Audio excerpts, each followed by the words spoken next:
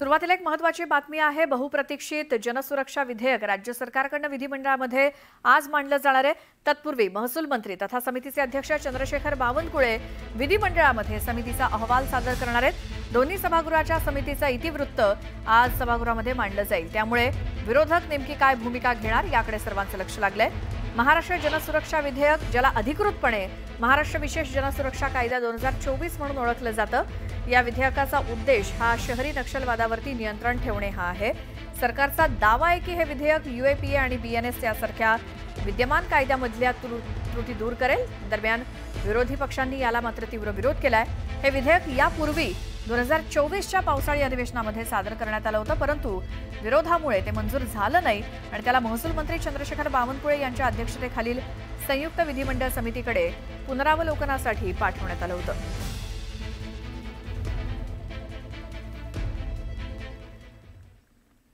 सध्या विधिमंडळाचा पावसाळी अधिवेशन सुरू आहे। अशातच अधिवेशनासंदर्भात आज कामकाज सल्लागार समितीची एक महत्त्वाची बैठक होणार आहे। अधिवेशनाचा कालावधी ठरवण्यासंदर्भात चर्चा होईल। अधिवेशन 18 जुलैपर्यंत चालवायचं की त्याआधीच संपवायचं यावरती या बैठकीत निर्णय होणार आहे। विधानसभा अध्यक्ष, मुख्यमंत्री आणि दोन्ही उपमुख्यमंत्री यांच्या उपस्थितीत ही चर्चा होईल।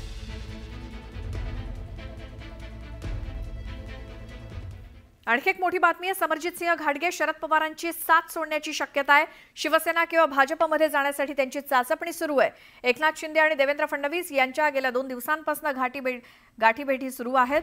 समरजित सिंह घाटगे यांनी भाजपतनं विधानसभेला राष्ट्रवादी काँग्रेस शरद पवार पक्षामध्ये प्रवेश केलेला होता आणि आता स्थानिक स्वराज्य संस्थांच्या निवडणुकांच्या पार्श्वभूमीवर समरजित सिंह घाटगे पुन्हा पक्ष सोडण्याच्या तयारीत आहेत। बातमी आता मुंबईतून आहे। दक्षिण मुंबईतील पूर्व आणि पश्चिम भागांना जोडणाऱ्या कर्नाक उड्डाणपुलाचं लोकार्पण आज होणार आहे। या पुलाचं मुख्यमंत्री देवेंद्र फडणवीस आणि दोन्ही उपमुख्यमंत्र्यांच्या उपस्थितीत लोकार्पण होणार आहे। या कर्नाक पुलाला आता सिंदूर पूल असं नवं नाव दिलं जाणार आहे। हा सिंदूर उड्डाणपूल मस्जिद बंदर रेल्वे स्थानकात जवळ आहे। तो PDMLO रोडला जोडतो आणि हा पूल दक्षिण मुंबईच्या पूर्व आणि पश्चिम भागांना जोडतो। आता या पुलावरनं दोन्ही बाजूंनी वाहतूक शक्य होणार आहे। दक्षिण मुंबईत छत्रपती शिवाजी महाराज टर्मिनस, मस्जिद बंदर आणि मोहम्मद अली रोड परिसरातील वाहतुकीसाठी सिंदूर पूल हा महत्त्वाचा आहे। पूर्वीचा जवळजवळ 150 वर्ष जुना ब्रिटिशकालीन कर्नाक पूल वाहतुकीसाठी असुरक्षित घोषित करण्यात आला होता आणि मध्य रेल्वेच्या अहवालानंतर हा पूल वाहतुकीसाठी बंद करून ऑगस्ट 2022 मध्ये तो पाडण्यात आला। 150 वर्ष जुना ब्रिटिशकालीन कर्नाक पूल हा पाडण्यात आला 2022 मध्ये आणि त्यानंतर नव्यानं साकार झालेला सिंदूर पूल हा आजपासून लोकांच्या सेवेमध्ये येणार आहे। खरं तर मस्जिद बंदर, दक्षिण मुंबई या परिसरामधील वाहतूक कोंडी या पुलामुळे कमी होणार आहे। 328 मीटर लांबीचा हा संपूर्ण रस्ता असणार आहे। या रस्त्यामुळे ज्या फ्रीवेनं आपण खाली उतरतो PDMLO रोडवरती, त्या PDMLO रोडवरची सुद्धा वाहतूक कोंडी काही अंशी कमी होणार आहे। 328 मीटर लांबीच्या रस्त्यातील साधारणपणे 70 मीटर इतकी रुंदी ही रेल्वेच्या हद्दीत येते, ज्या ठिकाणी 2 वेगवेगळे गर्डार्स आपल्याला पाहायला मिळतात। 550 मेट्रिक टन वजनाचे हे 2 गर्डार या ठिकाणी टाकण्यात आलेले आहेत। या संपूर्ण पुलामुळे दक्षिण मुंबईतील वाहतूक कोंडी कमी होणार आहे, ज्यामुळे PDMLO मार्ग असेल, बंदर मार्ग, कॉफर्ड मार्केट, कालबा देवी रोड, मोहम्मद अली रोड, धोबी तलाव या संपूर्ण परिसरातील वाहतूक कोंडी कमी होणार आहे। त्याचबरोबर जर आपण बघितलं तर वालचंद हिराचंद मार्ग आणि शहीद भगतसिंग मार्ग या दोन्ही भागांना जोडणारा हा जंक्शन पॉइंट म्हणावा लागेल।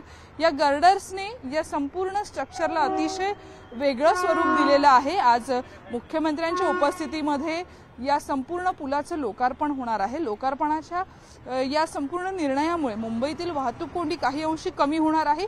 त्याचबरोबर मुंबईकरांना एक नवीन पूल पाडकामानंतर वेळेच्या आधी पूर्ण होऊन दिला जातोय। या संपूर्ण बांधकामाचा फायदा मुंबईकरांना नक्कीच होणार आहे।